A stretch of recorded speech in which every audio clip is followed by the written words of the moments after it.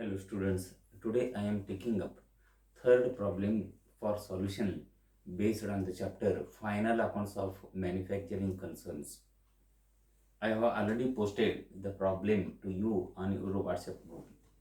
Today I will take up the same problem, that is third problem based on Final Accounts of Manufacturing Concerns for solution here. To save the time, I have already solved the problem here. It is the manufacturing account, this part is, and this one is a trading account, this part is third part of the account, that is profit and loss account. This part is final, that is balance sheet, and this one is particulars of the lecture.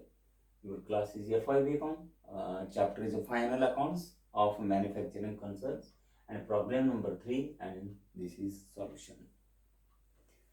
Before actually explaining whatever I have solved here, let me once again tell you the general nature of the problem and where they are to be recorded. Each and every item is to be recorded. Let me read the problem and also go on explaining each and every item. Following particulars are related to Mr. Vinod, a manufacturer for the accounting year ending on 31st March 2020. You are required to prepare manufacturing account, trading account, profit and loss account for the year ending 31st March 2020 and a balance sheet as on that date. Show working notes. Trial balance as on 31st March 2020. Purchase of raw materials. Manufacturing account debit side. Capital. Balance sheet liability side. Drawings. It should be deducted from the capital. 1 lakh minus. Then, instead of return of raw material, you have to take it as vehicles. That is the only change you have to make in the problem, as I have posted the same matter on your WhatsApp group. Don't take down what you can return of raw materials. Take instead त्याऐवजी लिहून घ्या काय vehicles म्हणून लिहून घ्या. कुठे balance sheet asset side 40,000 balance sheet asset side. So it is vehicles 50,000. Next, carriage inward on purchase of raw materials. Manufacturing account debit side. Manufacturing wages. Manufacturing account debit side. Opening stock of raw materials. Manufacturing account debit side 2 lakh. Then opening stock of finished goods. Trading account 2 side. General wages. Trading account 2 side. General trading expenses. Trading account 2 side. Cash in hand. Asset side of balance sheet. Cash at bank. Asset side of balance sheet. Opening stock of work in progress. Manufacturing account 2 side. Land and building 5 lakh. Asset side. Deducted 10% depreciation. 10% on 5 lakh equal to 50,000. Net amount 4 lakh 50,000. Plant and machinery 4 lakh. Asset side.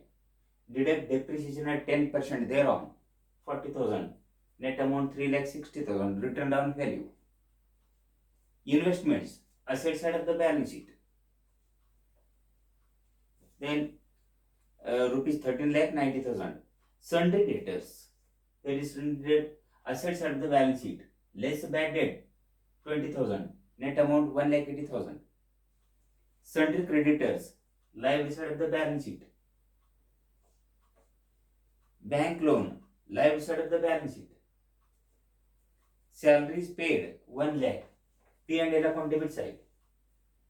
P&L account debit side. And payable rupees 20,000. Total amount equal to 1 lakh 20,000. Sale of finished goods. Trading account bad side. This is manufacturing account. This part is trading account. Sale of finished goods 20 lakh. Additional information. Raw material stock. It should be recorded.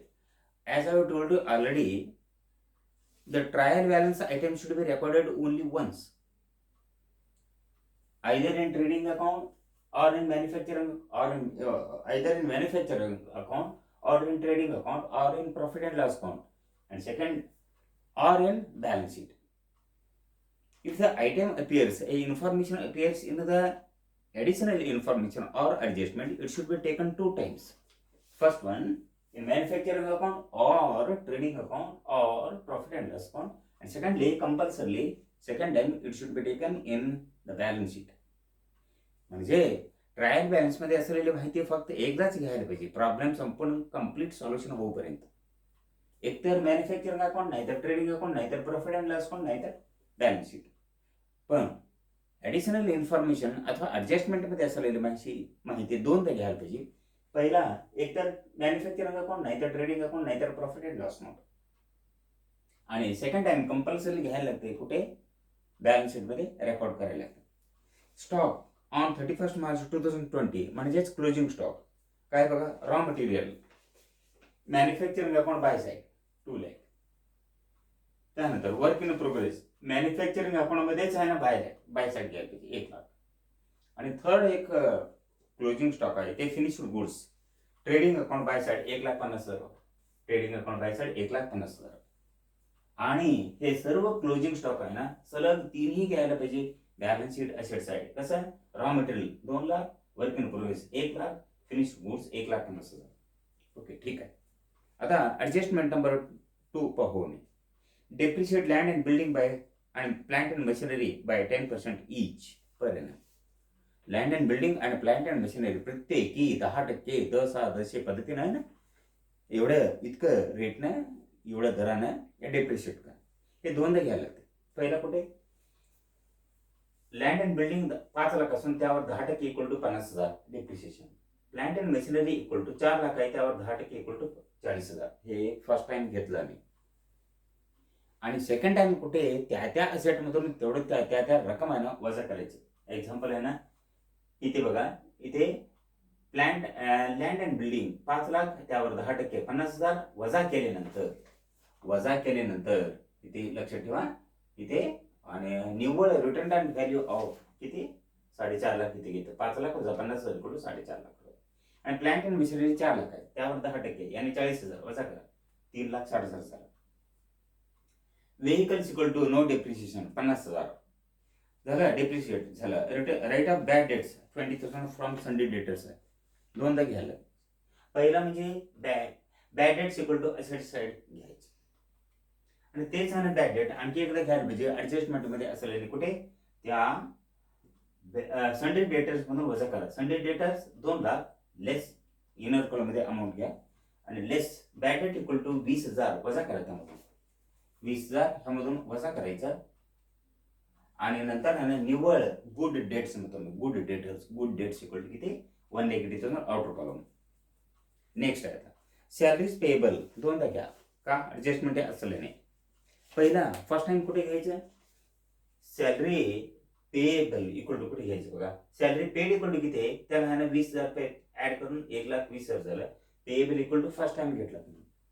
Second time equal to तेच payable याने liability असं याने expenses payable equal to liability असतो, ते आणि कुठे घ्यायचं? मग लायबिलिटी साईड बॅलन्स शीटीत घ्यायचं. कुठे? 20,000 इथे घ्यायचं.